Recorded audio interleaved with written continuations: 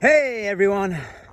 Well, I am out here in our backyard.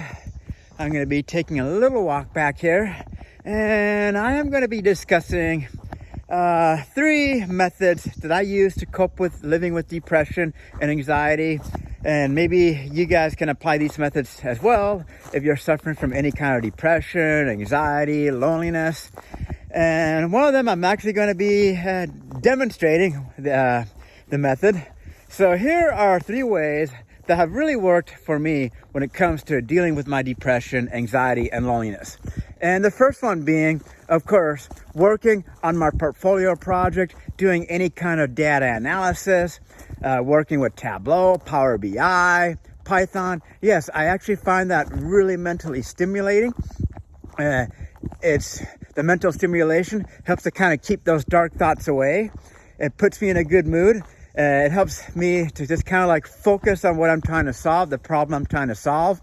So it just really helps to distract me from those feelings that I may be feeling otherwise. So like, especially like on a Friday night or Saturday night, when the loneliness can really kick in, that's when I just get behind my computer and be like, okay, well, I got to get my portfolio fixed up. I got to do a write-up. So I just, start typing away. And then if I'm trying to do, like, say, if I'm creating a dashboard, I work with Excel, the good old pivot tables and so forth, Tableau, Power BI. And then, of course, you got the other thing with Excel, Power Query. I've just started doing some practice with that. So, yes, anything to do with coding, working with numbers, creating dashboards, really mentally stimulating. Hence, that's why I'm really trying to get into the data analytics career field, because it would be fun to actually have a job that's mentally stimulating and that would vastly improve my depression and anxiety. It's like a win-win. Okay, so that's the first method. Now, the second method is, of course, being outdoors, physical activity. Now, I guess I could divide those 2 up into separate categories, but I'm just going to keep them in the same category just for simplicity's sake. So, yes, outdoor physical activity. Or whether it's going to the gym. Going to the gym could be another one too. So let me just go ahead and separate these 2 categories. So being outside, yes, the good old outdoors. It's great to see nature and all its beauty, all the green leaves, all the green foliage around me. It's, in a way, you can just think of it as like, even though you can't really necessarily talk to all these leaves and plants, you could look at it as like being surrounded by perhaps millions and millions of green living beings. Now, I know that probably sounds a little cheesy, but I mean, after all, plants are living beings, just not in the way that we may think of, like, other animals and so forth. But what you're hearing in the background is, of course, a rooster. Yes. We've got 3 roosters. 2 of them are pretty noisy, so we might have to get one of those collars for 2 of them, because it's not the most pleasant thing when you're waking up at 3:30 in the morning and listening to a rooster's crow. But sometimes it can be nice. But when they do it, a lot of times it can get kind of distracting. But yeah, there you go. Hear that? The rooster crow.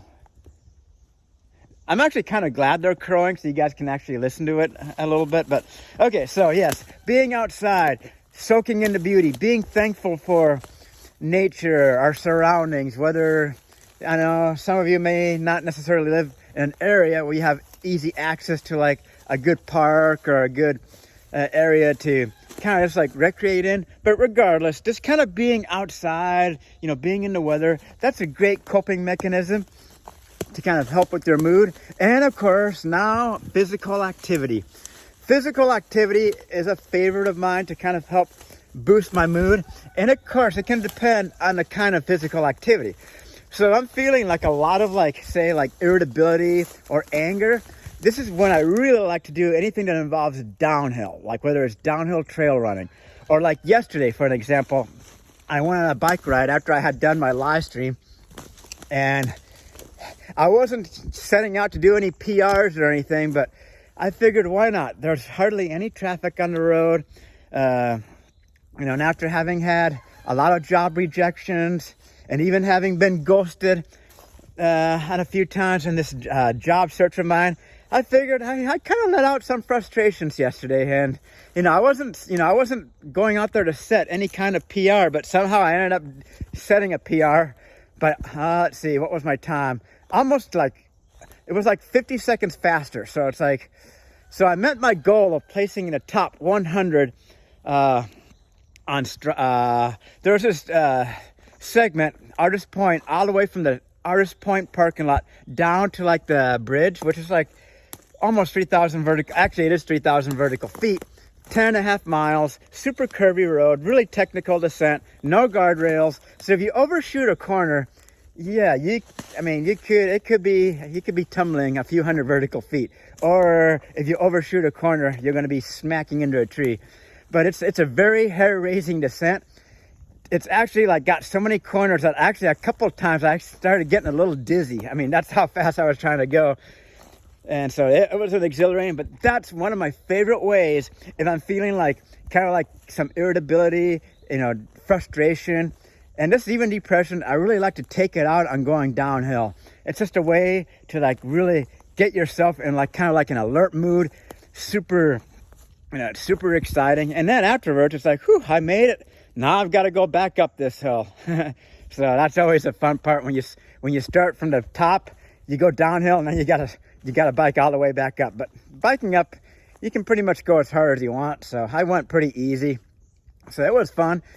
And then of course you got another great way to relieve frustration, pent up anger is hitting the gym. Yes, that is another great way because it's explosive, or doing any kind of like explosive exercise, whether it's like box jumps or, with the battle ropes. What's another one I can think of? Oh, they push like that cart with weight. You can either push it or pull it. So like any kind of explosive exercise is great for kind of helping to relieve that pent up frustration. Now, as far as like just kind of helping improve your overall mood, this is where I recommend doing cardio, whether it's cycling, running, swimming, any kind of cardio sport you can think of, just to kind of give yourself a general mood boost to kind of get that endorphin rush. That's where cardio comes into play.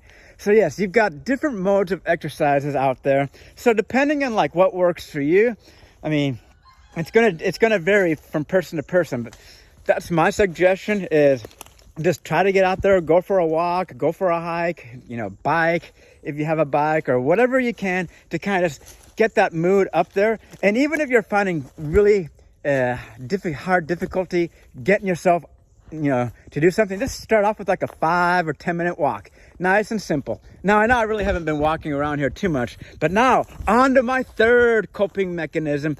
And this is where I'm going to show you the garden that my landlord has helped to plant. And yes, my third coping mechanism is eating spicy foods. Oh, I love spicy foods. And yes, that includes eating hot peppers. Now, I know that seems kind of, it's not a very conventional way to deal with low mood or depression, but for me, eating those hot chili peppers, getting that spice, kind of like feeling that pain, burning sensation in your mouth, yeah, it can be kind of intense.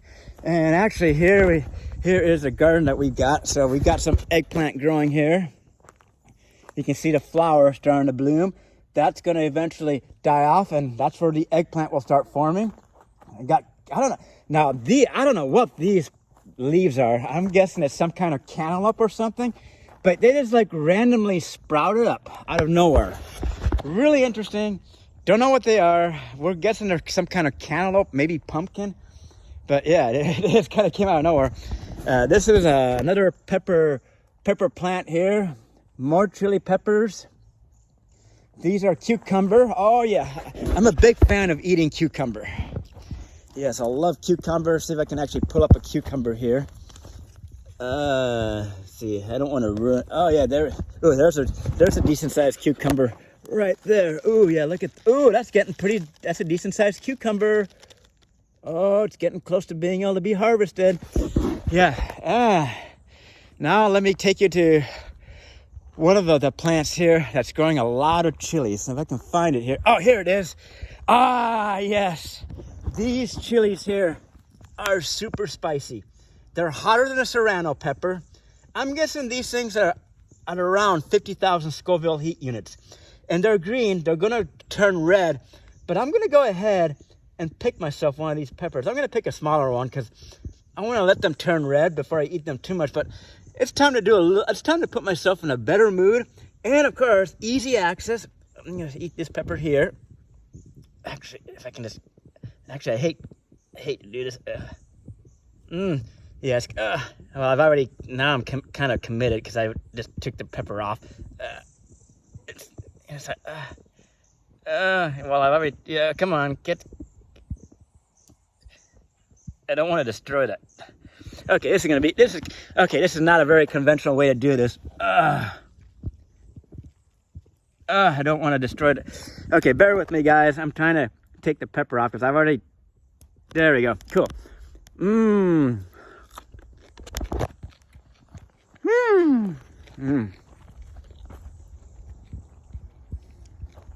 Oh, that's delicious.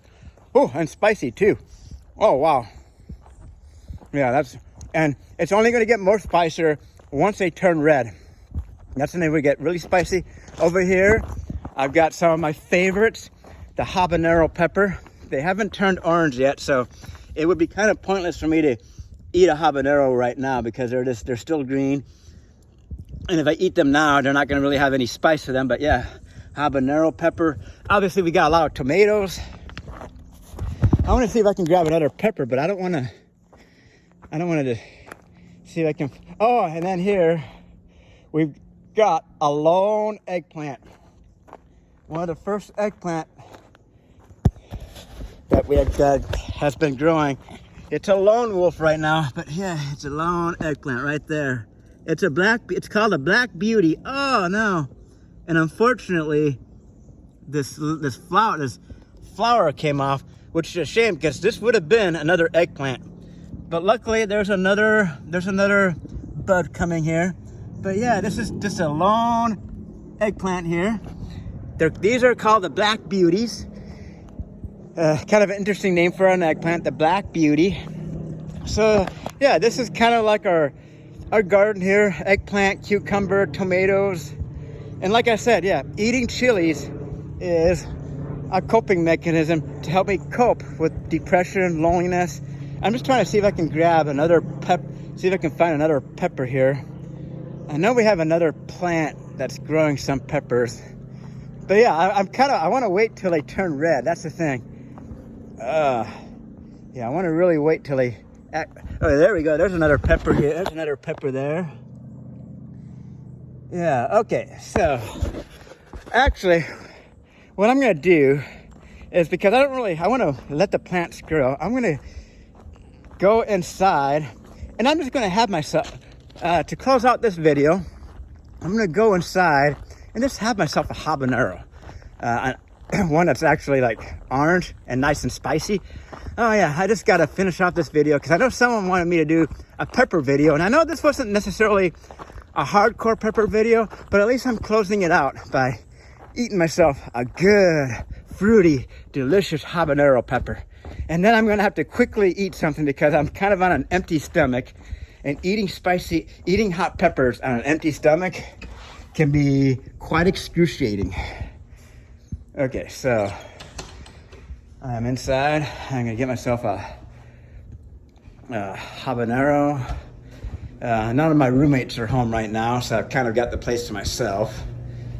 Okay, so I'm gonna grab myself a good, delicious hot habanero. It's not the biggest in size, but actually I'm gonna try to grab, let's see. Yeah, it's not the biggest in size, but hey, it'll work. Okay, cool. Got myself a habanero, and I'm gonna go ahead and grab myself a Thai chili as well. I'm gonna grab myself a Thai chili. See if I can find one that's a decent size. There we go, Thai chili right here. And yeah, this actually does help me quite a bit. You know, eating these spicy foods. All right, so give them a quick little rinse.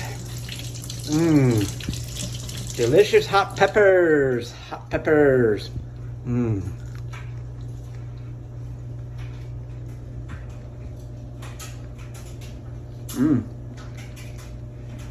All right, guys, time to munch on this habanero. The mood-enhancing pepper. Mood-enhancing.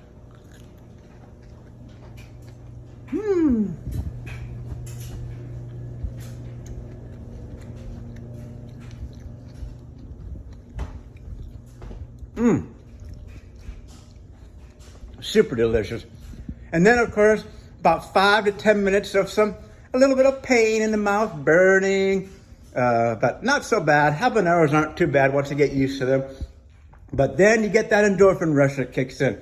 After about the 5 to 8 minute time period, you start getting those endorphins kicking in, sometimes even a little bit sooner. But yeah, that is how I cope with depression. Let me know how you guys out there who are battling with depression, anxiety, loneliness, let me know in the comment section down below how you deal with depression. So yeah, I think I am gonna conclude the video with this. I wanna thank you all for watching. And let me just give you a parting shot of one of my favorite plants here. I just love the shape of this leaf. So cool, so cool. Oh yeah, I need to get more plants for my room because having plants is also a good mood enhancer. Yeah, just decorating your room with plants. It's just kind of like a way to bring nature, up close, fill your room with plants. But yeah, I want to thank you all for tuning in, and I will be back at you guys soon enough. Peace out. Much love to all of you out there. Peace out.